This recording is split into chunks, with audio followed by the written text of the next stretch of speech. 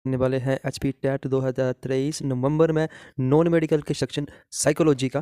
तो जिसका भी टेट नहीं हुआ है उनके लिए काफ़ी ज़्यादा इंपॉर्टेंट वीडियो बन जाती है, क्योंकि क्वेश्चन रिपीट हो रहे हैं। मेडिकल और आर्ट्स वाले ज़रूर इस वीडियो को देख लें और इसको नोट जरूर कर लें, ठीक है। तो वीडियो शुरू करने से पहले मैं आपसे रिक्वेस्ट करता हूँ कि चैनल को जरूर सब्सक्राइब कर लें और अपने दोस्तों के साथ भी शेयर कर दें। तो चलिए वीडियो शुरू करते हैं। सबसे पहला क्वेश्चन है, the single factor theory of intelligence was given by. काफ़ी इजी क्वेश्चन था और काफ़ी सिंपल क्वेश्चन था, ठीक है। तो जो सिंगल फैक्टर थ्योरी है, जो single factor theory of intelligence, तो किसने दी थी? अल्फ्रेड बेनेट ने दी थी। ऑप्शन नंबर बी इसका राइट आंसर होगा। नेक्स्ट क्वेश्चन है, archetype is the terminological associated with. तो जो आर्कटाइप टर्मिनोलॉजी थी वो किसने दी थी? जंग ने दी थी। ऑप्शन नंबर ए इसका राइट आंसर होगा। नेक्स्ट क्वेश्चन है, which psychologist is associated with behaviourism. तो बिहेवियरलिज्म से कौन एसोसिएटेड है? स्किनर। ऑप्शन नंबर ए इसका राइट आंसर होगा। नेक्स्ट क्वेश्चन है, in which method of study of psychology independent and dependent variable are important element. जो independent and dependent variables होते हैं वो किस में इंपॉर्टेंट एलिमेंट होते हैं? तो एक्सपेरिमेंटल मेथड जो है, इंडिपेंडेंट और डिपेंडेंट वेरिएबल दोनों ही इंपॉर्टेंट एलिमेंट होते हैं इसके अंदर। तो ऑप्शन नंबर बी इसका राइट आंसर होगा। नेक्स्ट है, concepts like introspection and conscious experience are associated with. तो जो इंट्रोस्पेक्शन एंड कॉन्शियस एक्सपीरियंस होते हैं वो किसके अंदर आते हैं? स्ट्रक्चरलिज्म, ठीक है। तो ऑप्शन नंबर सी इसका संरचनावादी राइट होगा। नेक्स्ट क्वेश्चन है, the goal of social cognitive therapy is basically dash. तो बेसिकली क्या ये एक सेल्फ रेगुलेशन है? जो goal of social cognitive therapy होती है वो सेल्फ रेगुलेशन, आत्म नियमन है, ठीक है। ऑप्शन नंबर इसका राइट आंसर होगा। नेक्स्ट क्वेश्चन है, social learning theory was developed by dash. तो काफ़ी ज़्यादा इंपॉर्टेंट क्वेश्चन है, इसको ध्यान से पढ़ लीजिएगा। सोशल लर्निंग थ्योरी किसने दी थी? एल्बर्ट बंडूरा ने। ऑप्शन नंबर ए इसका राइट आंसर होगा। काफ़ी इंपॉर्टेंट थ्योरी है, हर एक टाइम में ये क्वेश्चन पूछा ही जाता है, तो आपको इस थ्योरी को जरूर पढ़ लेना है। नेक्स्ट क्वेश्चन है, which of the following approaches to personality is least deterministic. तो जो लीस्ट डिटर्मिनिस्टिक है वो है द ह्यूमनिस्टिक, मानवतावाद। ऑप्शन नंबर ए इसका राइट आंसर होगा। बाकी जो है वो थोड़ा हाई अप्रोचेज है, ठीक है। इन फ्राइड थ्योरी ऑफ पर्सनैलिटी, जो फ्राइड की थ्योरी है पर्सनैलिटी वाली वो मैंने करवा रखी है। तो निम्नलिखित में से अब जो नीचे ऑप्शन दिए गए हैं उनमें से कौन सा राइट है, ठीक है। तो इसका जो राइट होगा, तो जो ईगो होता है, ईगो क्या करता है? और वही करता है रियलिटी प्रिंसिपल को, ठीक है। हम जो होता है वास्तविक सिद्धांत का पालन करता है, ठीक है, रियलिटी बेस पे होता है, ठीक है। तो कौन सी स्टेटमेंट सही है? ऑप्शन नंबर सी वाली कि ईगो और वे द रियलिटी प्रिंसिपल। तो ऑप्शन नंबर सी इसका राइट आंसर होगा, ठीक है। तो पर्सनैलिटी मैंने ऑलरेडी करवा रखी है, तो आपने उस वीडियो को जरूर देख लेना है। नेक्स्ट क्वेश्चन है, द फ्रस्ट्रेशन एग्रेशन हाइपोथेसिस। तो ये जो क्वेश्चन है वो पिछली बार पे आया था, अगर आपने प्रीवियस वीडियो देखी है तो उसके अंदर तो ये क्वेश्चन था। तो इसका जो सही आंसर होगा, assumes that frustration proceeds aggression. तो जो फ्रस्ट्रेशन होता है वो एग्रेशन को उत्पन्न करता है। तो ऑप्शन नंबर बी इसका राइट आंसर होगा, फ्रस्ट्रेशन एग्रेशन हाइपोथेसिस थ्योरी में, ठीक है। तो इसको देख लेना, स्पेशली ये मेडिकल और नॉन मेडिकल में जरूर क्वेश्चन पूछा जाता है। नेक्स्ट क्वेश्चन है, which of the following clinical procedures are based in part on classical conditioning. तो क्लासिकल कंडीशनिंग में कौन से क्लिनिकल प्रोसीजर्स बेसिक पार्ट होते हैं, ठीक है। तो सिस्टमैटिक डिसेंसिटेशन जो होता है इसका मेन पार्ट होता है। तो ऑप्शन नंबर डी इसका राइट आंसर होगा। So next question, intelligence can be defined as, ठीक है। तो इंटेलिजेंस के बारे में पूछा गया है, कैन बी डिफाइंड है। तो ऑप्शन देखने हमने, तो सबसे एक्यूरेट आंसर होगा उसको हम टिक करेंगे। तो इसका सबसे एक्यूरेट आंसर कौन सा होगा? डी होगा इसका accurate answer, the ability to think abstract and learn from experience, ठीक है। तो ये सबसे बेस्ट ऑप्शन है इसका, तो ऑप्शन नंबर डी इसका राइट आंसर होगा। Next question, gestalt theory एम्फेसिस्ड।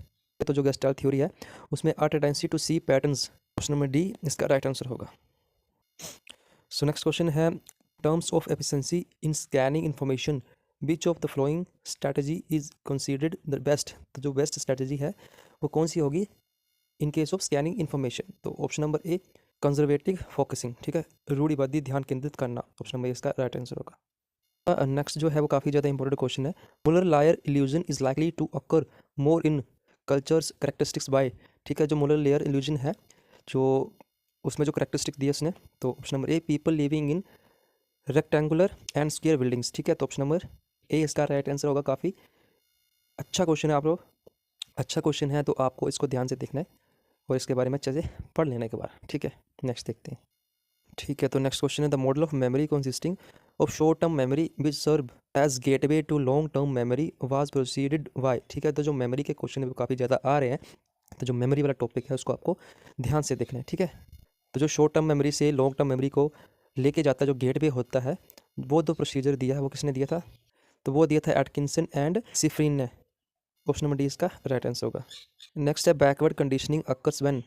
ठीक है, तो जो बैकवर्ड कंडीशनिंग की बात की गई, तो बैकवर्ड कंडीशनिंग कब होती है?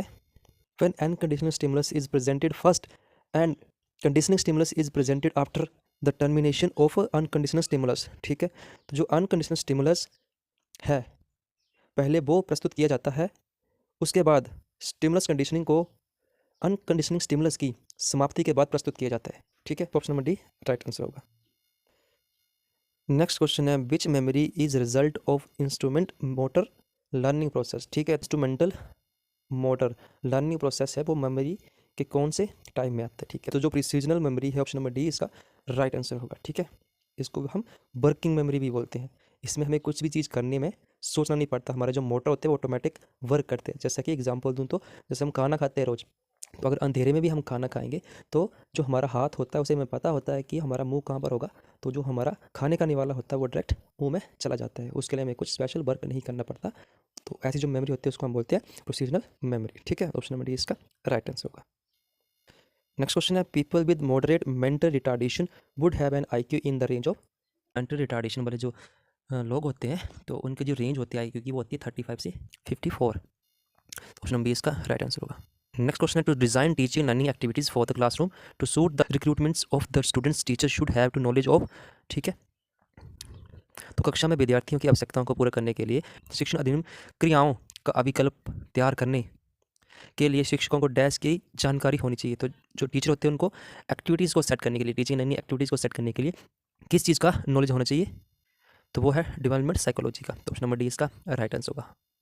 नेक्स्ट क्वेश्चन है the drive reduction theory of motivation is given by. तो आसान क्वेश्चन है और बेसिक क्वेश्चन है, तो जो ड्राइव रिडक्शन थ्योरी वो किसने दी थी? हल ने दी थी। तो ऑप्शन नंबर ए इसका राइट आंसर होगा। नेक्स्ट क्वेश्चन है educational implication of educational psychology for the teacher is.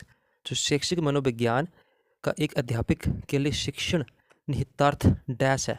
तो जो टीचर होता है उसको किस चीज़ के बारे में पता होना चाहिए? तो वो होता है अंडरस्टैंडिंग द स्टूडेंट और चिल्ड्रन। तो ऑप्शन नंबर ए इसका राइट आंसर होगा, बच्चों या विद्यार्थियों की समझ होनी चाहिए इसको।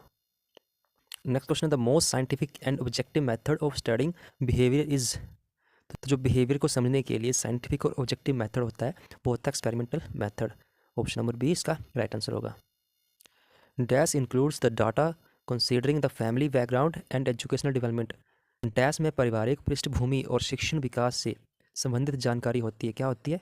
Case study. जो केस स्टडी होती है उसके अंदर हमारा बैकग्राउंड, फैमिली का बैकग्राउंड और एजुकेशनल डेवलपमेंट की जानकारी होती है। ठीक है, तो ऑप्शन नंबर ए इसका राइट आंसर होगा।